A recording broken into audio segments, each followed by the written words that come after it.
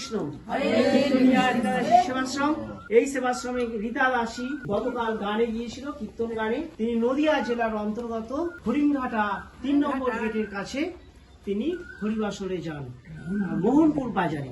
সেই বাজার কমিটি রীতা দাসীকে ডাকে। রীতা দাসী কীর্তনিয়া, একমাত্র কীর্তনিয়া যিনি বিনামূল্যে কীর্তন গান পরিবেশন করেন। 1 টাকা কীর্তন গানের জন্য আস্বাদন করানোর জন্য নেন না। রীতা দাসী নিতাই চাঁদের হরিবাসরে পৌঁছে যান, বিনামূল্যে কীর্তন গান করেন। গৌরচাঁদের নির্দেশেই তিনি হরিনাম করেন শুধুমাত্র ভক্ত চরণ ধুলির বিনিময়ে। এই ভক্ত চরণ ধুলির বিনিময়ে হরিনাম করার পর ভক্তরা খুশি হয়ে রীতা দাসীর সেবাশ্রমে অনেক সাহায্যের হাত বাড়িয়ে সাহায্য করেছে। কি সাহায্য করেছে, কেন করেছে? তারা মনে করে যে রীতা দাসী একটা সংসারের মধ্যে থেকে সংসার চালিয়ে তিনি বিনামূল্যে নাম গান পরিবেশন করছেন, সেই সঙ্গে তিনি একটা কর্ম করছেন, সামাজিক কর্ম, যেটা বিরল থেকে বিরলতম। রীতা দাসী এই আশ্রমটা চালাচ্ছে বিনামূল্যে। বৃদ্ধাশ্রম বলছেন না, বৃদ্ধাশ্রম সমাজের লজ্জা, তাই তিনি নাম দিয়েছেন সেবাশ্রম। এই সেবাশ্রমটা সেই গ্রামের ভক্তরা মনে করেছে আমরাও দায়বদ্ধ আছি, সেবা করা আমাদেরও উচিত, এটা ধর্ম। সেই জন্য তারা রীতা দাসী আশ্রমে 2 হাত করে সাহায্যের হাত বাড়িয়ে দিয়েছে। এই দেখছো, চালের বস্তা দিয়েছে, আলুর বস্তা দিয়েছে, পুঁই শাক দিয়েছে, লাল আলু, বেগুন, সবজি আছে 5-6 রকমের, পটল, কাঁচকলা, কুমড়ো, পেঁপে, সবজির আটা আছে, তেল আছে, গোবিন্দভোগ চাল আছে, দুধ আছে, লবণ আছে, বাতাসা আছে, বিস্কুট, আরো কত কি, চিড়া আছে। ভক্তরা যে যা পেয়েছে দিয়েছে। কেন? তারা জানে যে এইটাই হচ্ছে সঠিক জায়গা, এখানে গোবিন্দ সেবা হয়। সেই গোবিন্দ সেবার পরে মা মনসা দেবী ভোলানাথ সেবা পায়।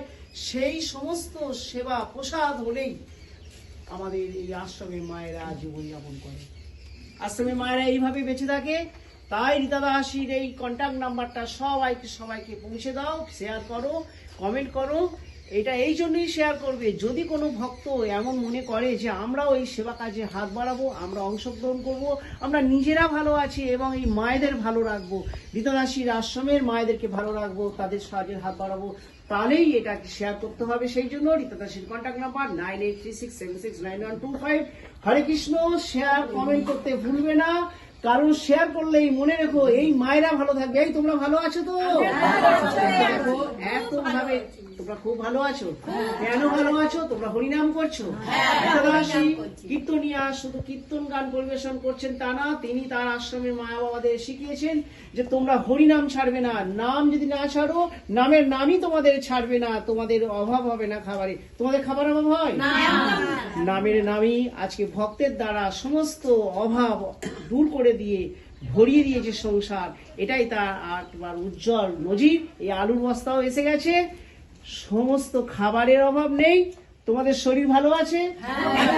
রীতা দাসী বিনামূল্যে কীর্তন গান করার প্রচার দিচ্ছে।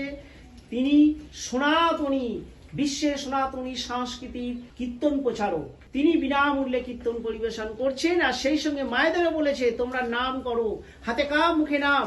এই নাম করলে তোমাদের আর অভাব হবে না।